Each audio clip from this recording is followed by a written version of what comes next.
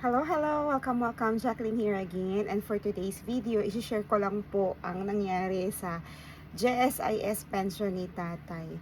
Suspended po. Hindi po pumasok yung kanyang January's pension. Kasi usually, ang pension po ng JSIS ay every 8th of the month. Ewan ko lang sa iba. Pero sabi kasi ng customer service ng JSIS, yun nga po, every 8th of the month. So, I'm sad. Pero, nangingiti. It's my fault. It's my miss. Kasalanan ko po. Masyado po tayong busy. So, December 2 po ang birthday ni tatay. December 30, birthday ni Aljane. And prior to that, ang dami nangyari. May women's ministry. May mga Christmas party. May work. Ako as a tutor, English tutor. Busy po, super busy. So, hindi ko pa na-update ang kanyang appear. Yung GSIS touch niya. Although, last year na-update ko po yun. Madali lang naman, kasi sa app lang naman po. So, kailangan nyo lang mag-download ng GSIS touch na app. And then, just, wag na mag-login. Punta lang po dun sa appear na icon sa left side, lower left side. So, i-click nyo lang yon. So, hihingin lang sa inyo yung BP number ng GSIS member po ninyo.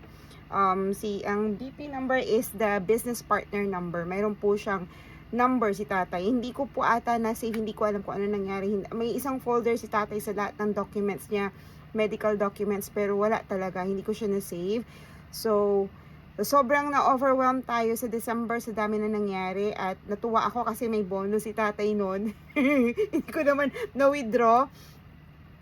Natuwa ako. So, ngayon, tuwang-tuwa ako. Pagkakita ko, hala, walang nadagdag. So, ganun pa rin yung pera ni tatay. Mayroon akong iniiwan na pera kay tatay para at least pag emergency kailangan namin. Although ang medical expenses si tatay ay libre kasi nga sa National Kidney kami, may mga binabayaran pa rin ako kasi kunwari MRI pag may nag-request sila, hindi naman po 100% covered yun ng social service, no? May binabayaran pa rin ako. So pang ano lang, pang in case emergency lang na kailangang may mga lab test si tatay, may natitira akong pera niya.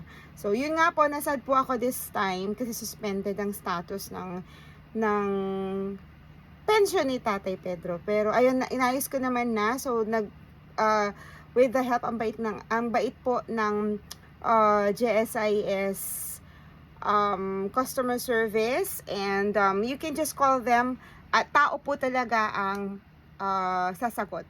Hindi po AI or machine or ano, tao po talaga. I-search nyo na lang po ang number ng GSIS kasi naano ko na, pero pwede ko namang i-search ulit. GSIS hotline. You just need to type GSIS hotline number. Ayan, number. Ayan, madali lang po. It's 0288474747. Yun lang po itinawagan ko. Hindi na ho kayo mahihirapan kasi may customer service representative agad na sasagot. At napaka-helpful po nila, no? And i-verify lang nila kay tatay, kakausapin lang nila si tatay para humingi ng consent para kausapin ako. Kasi syempre ako yung medyo nasa tama ang state of mentality kasi si tatay, alam niyo naman, may dementia na, hindi na po siya gaanong okay kausapin, baka makalimot. Hindi na nga di maalala ni tatay ang middle initial ng tatay niya at ng nanay. So tatanungin yun, pero ang binigay ko na lang is full name ni tatay, date of birth, to verify na tama. Kasi yung SRCRN number, hindi ko mabasa if it's may number doon na hindi ko mabasa. So, yun. May mga verification process naman. Madali lang naman. Nakapasa naman kami. So, tinuloy ko lang yung appear. So, dinownload ko yung GSIS Touch app. Verify. So, you need to enter your full name and date of birth, and then ayun yung face verification na-verify na si tatay ulit. So, okay na. So, I just need, magwe-wait na lang po kami for few days to so, sabi ng pwede akong tumawag ulit para i-check kung na-lift na yung suspension, and then maybe 1 week or 2 weeks mag-aantay kami ulit for the pension ni tatay. So, okay lang naman. At least naayos ko na, no? So, ngayon, sinave ko na yung BP number ni tatay. So, pinicturean ko na rin. At, para safe, nilagay ko na rin sa safe area para hindi na ako, So, yun nga po, pag pensioner po tayo, as GSIS pensioner, we need to update our loved ones o si tatay yearly sa kanilang date of birth kasi nga po at least verification po yon na nagsasabi na buhay pa po yung pensioner kasi kung hindi daw babayaran nyo po, kunwari hindi naman sa pag-aano at hindi niyo in-update, babayaran nyo po.